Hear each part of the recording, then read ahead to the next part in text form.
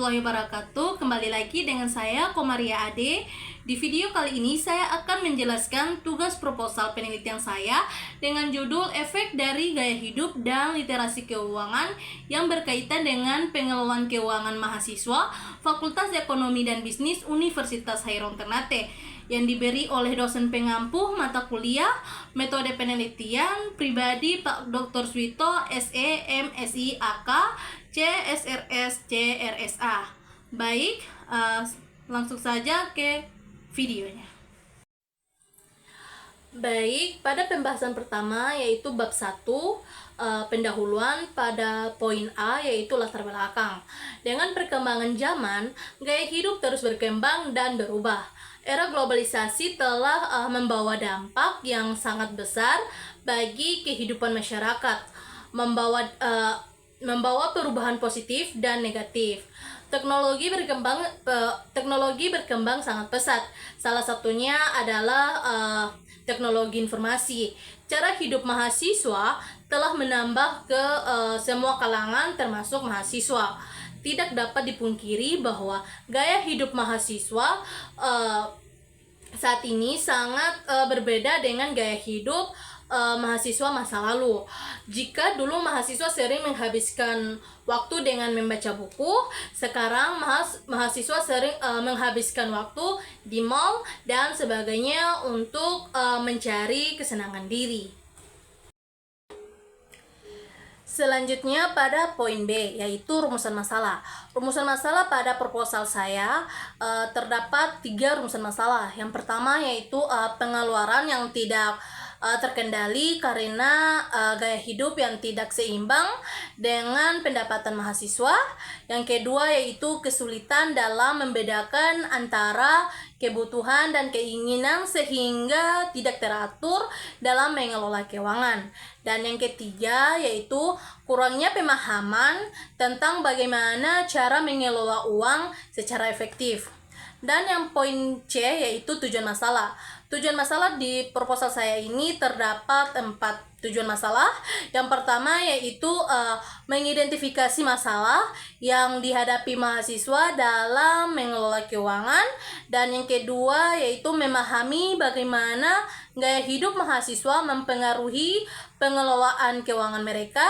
Dan yang ketiga yaitu memberikan pemahaman tentang literasi keuangan mahasiswa yang mana berhubungan dengan cara mereka mengelola keuangan. Dan yang terakhir yang keempat yaitu menganalisis hubungan antara literasi keuangan dan gaya hidup mahasiswa. Selanjutnya yaitu bab 2 kajian teori, yang mana pembahasan pertama yaitu gaya hidup. Gaya hidup adalah pola hidup seseorang yang diekspresikan dalam aktivitas, minat dan opininya. Gaya hidup pada prinsipnya adalah pola seseorang dalam mengelola waktu dan uangnya.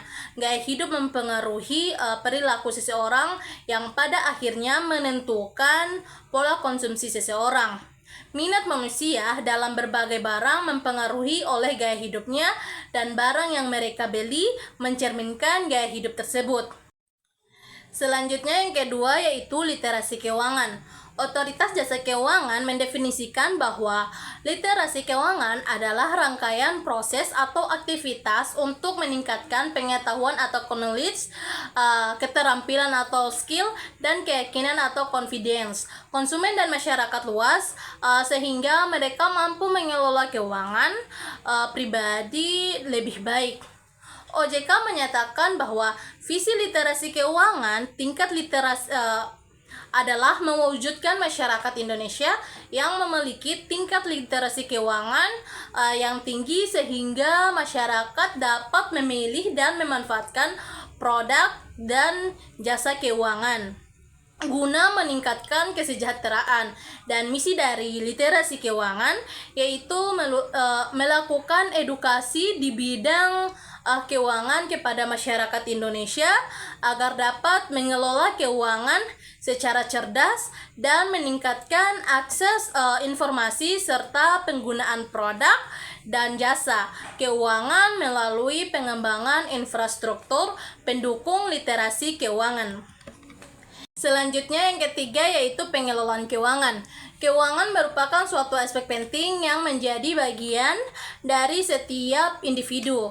Pengetahuan keuangan membantu individu dalam menggunakan uang secara lebih bijak. Menurut Pota dan Jason pada tahun 1998 dan jurnal Yusita pada tahun 2017 menjelaskan pengelolaan keuangan merupakan gabungan proses perencanaan, pelaksanaan, dan evaluasi yang dilakukan oleh individu yang dimiliki tujuan untuk dapat memenuhi kebutuhan masa kini dan masa depan. Selanjutnya, menurut Godwin dan Conce pada tahun 1992, dalam penelitian yang dilakukan oleh Sina pada tahun 2014 menjelaskan manajemen keuangan adalah suatu proses dimulai dari perencanaan, analisis, serta melakukan pengendalian berbagai hal kegiatan keuangan yang dilakukan oleh seorang individu atau keluarga. Secara garis besar, menurut Godwin dan Conce, pengelolaan keuangan meliputi 3 hal utama, yaitu yang pertama yaitu pengelolaan dan pengendalian keuangan, dan yang kedua yaitu yang keempat yaitu mahasiswa. Mahasiswa dapat didefinisikan sebagai individu yang sedang menuntut ilmu di tingkat perguruan tinggi, baik negeri maupun swasta, atau lembaga lain yang setingkat dengan perguruan tinggi. Atau Siswoyo pada tahun 2017 menurut Kamus Besar Bahasa Indonesia atau KBBI, mahasiswa adalah mereka yang belajar di perguruan tinggi.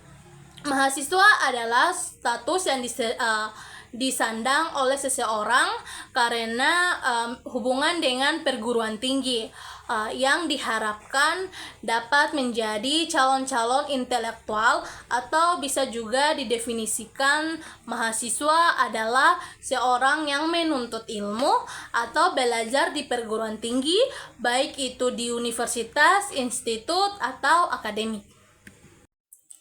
Selanjutnya pada bab 3 yaitu metodologi. Yang pertama yaitu jenis penelitian. Dalam penelitian ini peneliti menggunakan metode penelitian kualitatif.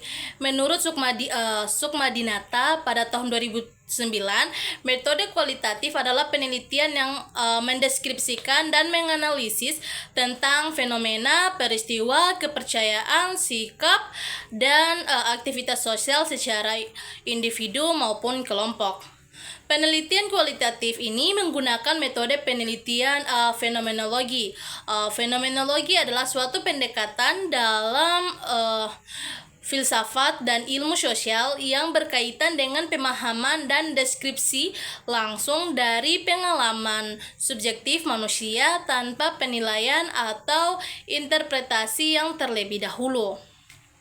Dengan pendekatan fenomenologi, kita dapat menyimpulkan bahwa pengalaman subjektif manusia merupakan dasar utama bagi pemahaman kita tentang dunia.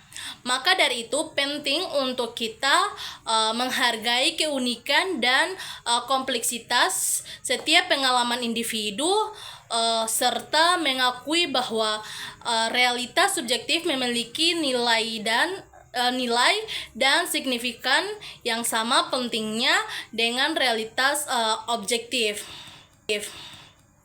Selanjutnya yaitu tempat dan waktu penelitian.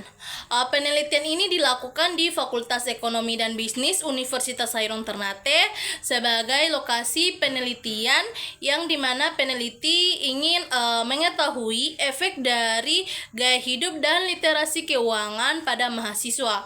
Waktu penelitian yang akan digunakan peneliti untuk meneliti fenomena yang diperkirakan kira-kira 4 bulan, mulai dari bulan April sampai bulan Juli 2000. Selanjutnya yaitu subjek penelitian. Subjek penelitian ini dipilih secara purposif. Kriteria yang dipakai dalam menentukan subjek penelitian ini ada 3. Yang pertama yaitu mahasiswa aktif semester 2 sampai 6, dan yang kedua yaitu subjek merasa efek dari gaya hidup terkait pengelolaan keuangan. Yang ketiga yaitu subjek memiliki literasi keuangan. Selanjutnya yaitu teknik pengambilan data. Teknik yang digunakan dalam penelitian ini adalah purposive sampling. Purposive sampling adalah teknik pengambilan sampel dengan cara menetapkan ciri-ciri khusus yang sesuai dengan tujuan penelitian, sehingga diharapkan dapat menjawab semua permasalahan dalam penelitian ini. Yang berikut yaitu teknik pengumpulan data. Teknik pengumpulan data itu sendiri menggunakan 2 cara, yaitu yang pertama wawancara dan yang kedua observasi. Selanjutnya yaitu metode analisis data. Tujuan peneliti menggunakan analisis data karena untuk mendapatkan makna hubungan variabel sehingga dapat digunakan untuk menjawab masalah-masalah yang dirumuskan dalam penelitian. Prinsip pokok teknik analisis data kualitatif adalah mengelola dan menganalisis data-data yang terkumpul menjadi data sistematik, teratur, terstruktur, dan mempunyai makna. Baik, mungkin itu saja penjelasan dari saya. Lebih dan kurang saya mohon maaf. Wabillahi taufiq wal hidayah. Wassalamualaikum warahmatullahi wabarakatuh.